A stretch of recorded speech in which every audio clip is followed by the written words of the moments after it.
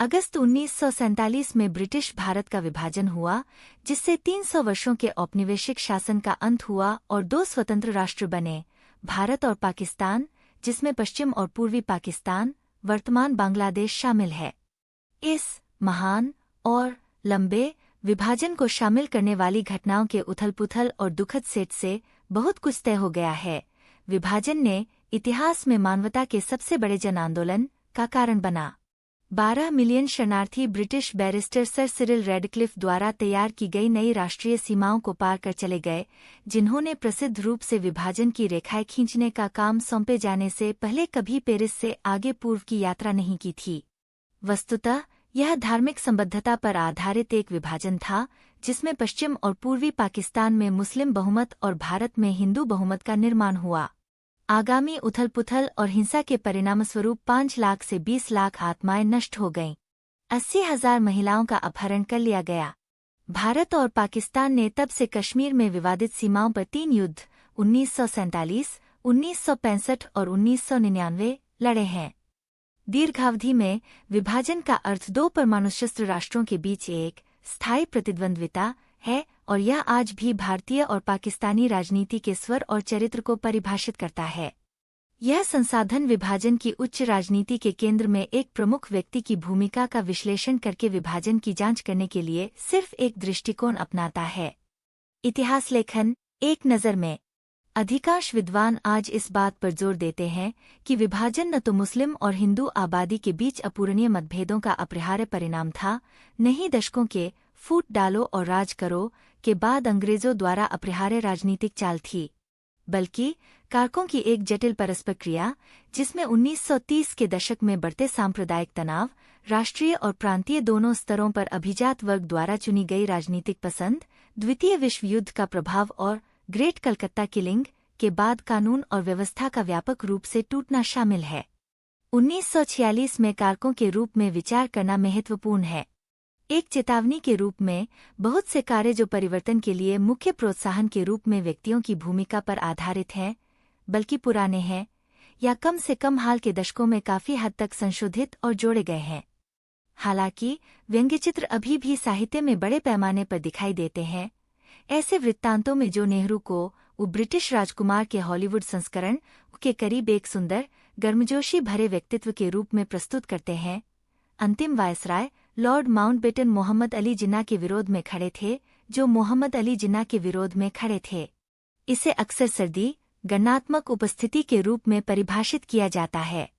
Congress party की राजनीतिज्ञ सरोजिनी नायडू ने मजाक में कहा था कि उनकी उपस्थिति में उन्हें एक फर कोट की जरूरत है, जो इस स्थायी विशेषता का प्रमाण है।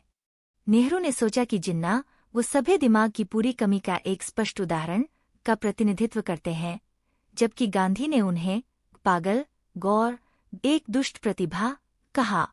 मोहम्मद अली जिन्ना की भूमिका। यह संसाधन हमें इस बात पर विचार करने के लिए आमंत्रित करता है कि कैसे एक धर्मनिरपेक्ष, व्हिस्की पीने वाला, क्लीन शेव्ड बाका, जो सेविलेरो सूट का शौक रखता था, जो कभी कभार ही मस्जिद में प्रार्थना करता था, भारत में मुस्लिम अल्पसंख्यक अधिकारों के अंतिम चैंपियन के रूप में देखा जाने लगा और जो आज पाकिस्तान में पूजनीय है। कायदे-आज़म, महान नेता के रूप में, जबकि आज भी भारतीय राष्ट्रवादियों द्वारा विभाजन और हिंसा के अग्रदूत के रूप में व्यापक रूप से निंदा की जाती है। उन्हें दो राष्ट्र सिद्धांत के पीछे प्रतीकात्मक व्यक्ति के रूप में देखा गया है, एक विचारधारा जो ब्रिटिश भारत में आबादी को परिभाषित करने के लिए प्राथमिक एकीकृत विशेषता के रूप में भाषा या जातीयता के बजाय धर्म पर जोर देती थी, जिसका अर्थ अंत में दो अलग अलग राष्ट्रों के निर्माण की आवश्यकता है। साम्राज्य का। हालांकि अंततः जिन्ना शायद विभाजन का सबसे विवादास्पद और गलत समझा जाने वाला चरित्र है। 1876 में जन्मे जिन्ना ने कराची के Christian missionary society high school में शिक्षा प्राप्त की थी, जिसके बाद 1893 में उनके पिता ने उन्हें ग्राहम की शिपिंग कंपनी में शामिल होने के लिए लंदन भेज दिया था। इसके बाद उन्होंने कानून की पढ़ाई के लिए लिंकन इन में प्रवेश किया। उस समय वह कानून पास करने वाले सबसे कम उम्र के भारतीय बन गए। इस प्रक्रिया में लंदन में जिन्ना ने राष्ट्रवादी राजनीति की खोज की। बॉम्बे में कानून का अभ्यास करने के लिए लौटने से पहले संसद के पहले भारतीय सदस्य दादाभाई नौरोजी की सहायता की। उस समय शहर में एकमात्र मुस्लिम बैरिस्टर जिससे उन्हें काफी धन और प्रतिष्ठा मिली। वह मुख्य रूप से हिंदू, भारतीय राष्ट्रीय कांग्रेस और मुस्लिम लीग में शामिल हो गए। उन्होंने दोनों संगठनों के बीच सहयोग का आग्रह करते हुए भारत के हिंदू प्रभुत्व के संभावित खतरे को बेक धोखा आपके दुश्मनों द्वारा आपको डराने के लिए आपके सामने रखा, सहयोग से बताया, और एकता जो स्वशासन की स्थापना के लिए आवश्यक है। 1916 में जिन्ना दोनों संगठनों से आग्रह करने में सफल रहे कि वे ब्रिटिशों के सामने एक साझा मांग पेश करें जिसे लखनऊ समझौता कहा जाता है। 1920 के दशक में गांधी के एक प्रमुख राजनीतिक व्यक्ति के रूप में उभरने का मतलब था भारतीय राजनीति में जिन्ना का हाशिए पर जाना। जिस तरह से गांधीजी ने आध्यात्मिक संवेदनशीलता को राजनीतिक मुख्यधारा में लाया, उससे बेहद नाराज होकर जिन्ना को दिसंबर 1920 में कांग्रेस पार्टी की बैठक में मंच से बाहर कर दिया गया था, जब वह अपने प्रतिद्वंद्वी को मिस्टर कहने पर जोर दे रहे थे। गांधी उनके आध्यात्मिक शीर्षक महात्मा, महान आत्मा का उल्लेख करने के बजाय आपसी नापसंदगी बढ़ती रही। 1940 के दशक तक उनका रिश्ता इतना जहरीला हो गया था कि उन्हें एक ही कमरे में बैठने के लिए मुश्किल से राजी किया जा सकता था। इस समय तक जिन्ना मुस्लिम लीग में अग्रणी व्यक्ति बन गए थे, जो भारत में मुस्लिम अल्पसंख्यकों के लिए एक अलग मातृभूमि की वकालत कर रहे थे, एक ऐसी स्थिति जिसका उन्होंने अपने करियर में पहले विरोध किया था। उनका दावा था कि विभाजन का विकल्प केवल सौदेबाजी का सौदा वो था, भारत विभाजित हुआ या भारत नष्ट हुआ। अपने संबोधन में जिन्ना ने इस बात पर जोर दिया कि मुस्लिम लीग भारत में मुसलमानों की चिंताओं को उठाने के लिए प्रतिबद्ध एकमात्र संगठन था। उन्होंने तर्क दिया कि 1937 के चुनावों के बाद मुस्लिम हितों की अपर्याप्त देखभाल के साथ उन्हें धोखा दिया गया था। कांग्रेस से तलाक की वकालत की गई, इस डर के साथ कि स्वतंत्र भारत के राजनीतिक जीवन की तरह संविधान सभा में भी हिंदुओं का वर्चस्व हो जाएगा। इसके अलावा चूंकि मुसलमानों को स्वतंत्र भारत के राजनीतिक जीवन में एक महत्वपूर्ण भूमिका निभानी होगी, इसलिए स्वतंत्रता के संबंध में लिए गए निर्णयों में उनकी भी भूमिका होनी चाहिए। साथ ही इस बात पर भी जोर दिया जाना चाहिए कि हिंदू और मुस्लिम अलग अलग राष्ट्रीयताएं हैं। ये दो है राष्ट्र सिद्धांत। द्वितीय विश्व युद्ध की अराजकता के दौरान गांधी और नेहरू के भारत छोड़ो आंदोलन का नेतृत्व करने के बाद दोनों को जेल जाना पड़ा। जिन्ना अराजकता के बीच खुद को एक प्रमुख ब्रिटिश सहयोगी के रूप में परिभाषित करने में सक्षम थे, सहानुभूति अर्जित कर रहे थे और अपने पीछे राय को मजबूत कर रहे थे। हिंदू प्रभुत्व के विरुद्ध मुस्लिम हितों का सर्वोत्तम रक्षक। 1945 से 6 में मुस्लिम लीग आम चुनावों में सफल रही और व्यापक रूप से भारत में कांग्रेस और ब्रिटिशों के साथ तीसरी राजनीतिक ताकत के रूप में पहचानी जाने लगी। 1940 के दशक में क्षेत्रीय राजनीतिक नेताओं जैसे कि बंगाल में मुस्लिम लीग के प्रमुख एच.एस. सोहरावर्दी, जिन्होंने कलकत्ता में हिंदू आबादी के खिलाफ दंगे भड़काए, द्वारा तनाव बढ़ने के साथ नागरिक अशांति बढ़ती रही। जब ब्रिटिश प्रशासन लगातार बिगड़ती राजनीतिक स्थिति को संभालने में असमर्थ महसूस कर रहा था, तब तत्कालीन ब्रिटिश प्रधानमंत्री क्लेमेंट एटली ने संसद के सामने घोषणा की कि भारत में ब्रिटिश शासन जून 1948 से पहले समाप्त हो जाएगा। अंततः ब्रिटिश प्रशासन द्वारा इसे 1 वर्ष आगे बढ़ाया गया। 1940 के दशक के अंत तक विभाजन कई संभावित राजनीतिक परिणामों में से एकमात्र था।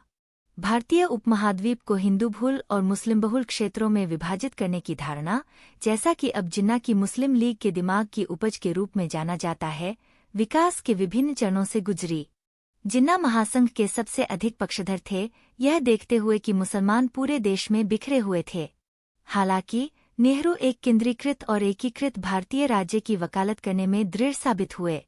अंत में नेहरू को एक केंद्रीकृत भारतीय राज्य तो मिला, लेकिन एकीकृत नहीं। जिन्ना को अक्सर विभाजन में विजेता के रूप में देखा जाता है, जिन्होंने स्वतंत्र पाकिस्तान के अपने लक्ष्य को प्राप्त किया था। फिर भी उन्होंने 1948 में अपनी मृत्यु से पहले कड़वी शिकायत की थी कि अंतिम समझौता कीटभक्षी और अधूरा था। यह संसाधन भारत में ब्रिटिश साम्राज्य के अंत और उसके बाद के विभाजन के संबंध में एक ऐतिहासिक बहस को दर्शाता है। यह छात्रों को इस बात पर विचार करने के लिए आमंत्रित करता है कि विभाजन के लिए मुख्य रूप से किस हद तक प्रमुख व्यक्ति जिम्मेदार थे।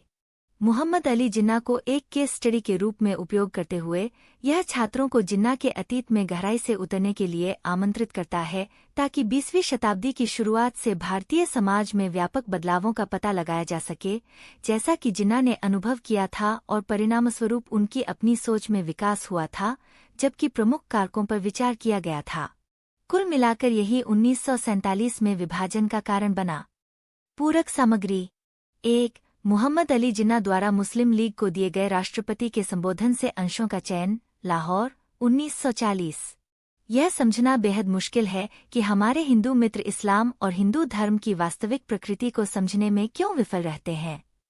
वे शब्द के सटीक अर्थ में धर्म नहीं है, बल्कि वास्तव में अलग और विशिष्ट सामाजिक व्यवस्थाएं हैं, और यह एक सपना है कि हिंदू और मुसलमान कभी भी एक समान राष्ट्रीयता विकसित कर सकेंगे, और एक भारतीय राष्ट्र की यह गलत धारणा सीमाओं से बहुत आगे निकल गई है और हमारी अधिक परेशानियों का कारण है, और यदि हम समय रहते अपनी धारणाओं को संशोधित करने में विफल रहे तो यह भारत को विनाश की ओर ले जाएगी। हिंदू और मुसलमान दो अलग अलग धार्मिक दर्शन, सामाजिक रीति रिवाज और साहित्य से संबंधित हैं। वे न तो अंतर्विवाह करते हैं और न ही एक साथ भोजन करते हैं, और वास्तव में वे दो अलग अलग सभ्यताओं से संबंधित हैं जो मुख्य रूप से परस्पर विरोधी विचारों और धारणाओं पर आधारित हैं। जीवन और जीवन के प्रति उनके दृष्टिकोण अलग अलग हैं।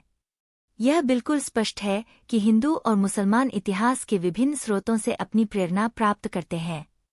उनके पास अलग अलग महाकाव्य हैं, उनके नायक अलग हैं और अलग अलग प्रसंग हैं।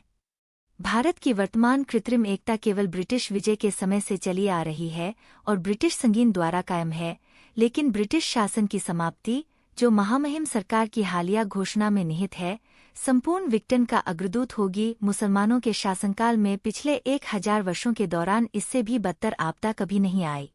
निश्चित रूप से यह वह विरासत नहीं है जो ब्रिटेन अपने शासन के 150 वर्षों के बाद भारत को देगा। नहीं हिंदू और मुस्लिम भारत ऐसी निश्चित तबाही का जोखिम उठाएगा।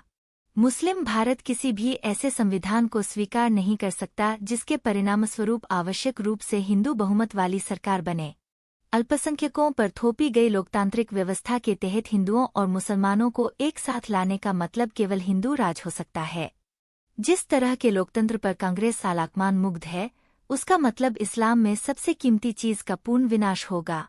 हमें पिछले 2.5 वर्षों के दौरान प्रांतीय संविधानों के कामकाज का पर्याप्त अनुभव है, और ऐसी सरकार की किसी भी पुनरावृत्ति से गृह युद्ध और निजी सेनाओं को खड़ा करना होगा, जैसा कि श्री गांधी ने सिफारिश की थी। सुक्कुर के हिंदुओं ने जब कहा कि उन्हें हिंसक या अहिंसक तरीके से अपनी रक्षा करनी चाहिए, प्रहार के बदले प्रहार करना चाहिए, और यदि वे ऐसा नहीं कर सकते तो उन्हें देश छोड़कर चले जाना चाहिए। मुसलमान, मुस्लिम्स, अल्पसंख्यक नहीं है, जैसा कि आमतौर पर जाना और समझा जाता है। व्यक्ति को केवल चारों ओर देखना होता है। आज भी भारत के ब्रिटिश मानचित्र के अनुसार 11 प्रांतों में से 4 प्रांत जहां मुसलमानों का कमोबेश प्रभुत्व है, हिंदू कांग्रेस हाई कमान के असहयोग और सविनय अवज्ञा के लिए तैयार होने के फैसले के बावजूद काम कर रहे हैं। राष्ट्र की किसी भी परिभाषा के अनुसार मुसलमान एक राष्ट्र हैं, और उनके पास अपनी मातृभूमि, अपना क्षेत्र और अपना राज्य होना चाहिए। हम स्वतंत्र और स्वतंत्र लोगों के रूप में अपने पड़ोसियों के साथ शांति और सद्भाव से रहना चाहते हैं। हम चाहते हैं कि हमारे लोग अपने आध्यात्मिक, सांस्कृतिक, आर्थिक, सामाजिक और राजनीतिक जीवन को इस तरह से विकसित करें कि हम सबसे अच्छा सोचें और अपने आदर्शों के अनुरूप और अपने लोगों की प्रतिभा के अनुसार। ईमानदारी की मांग है जो हम पाते हैं, और हमारे लाखों लोगों का महत्वपूर्ण हित हम पर एक सम्मानजनक और शांतिपूर्ण समाधान खोजने का पवित्र कर्तव्य थोपता है, जो सभी के लिए उचित और उचित होगा। लेकिन साथ ही हमें डरा धमका कर अपने उद्देश्य और लक्ष्य से हटाया या भटकाया नहीं जा सकता। हमें सभी कठिनाइयों और परिणामों का सामना करने के लिए तैयार रहना चाहिए। जो लक्ष्य हमने अपने सामने रखा है, उसे प्राप्त करने के लिए हमें आवश्यक सभी बलिदान देने चाहिए।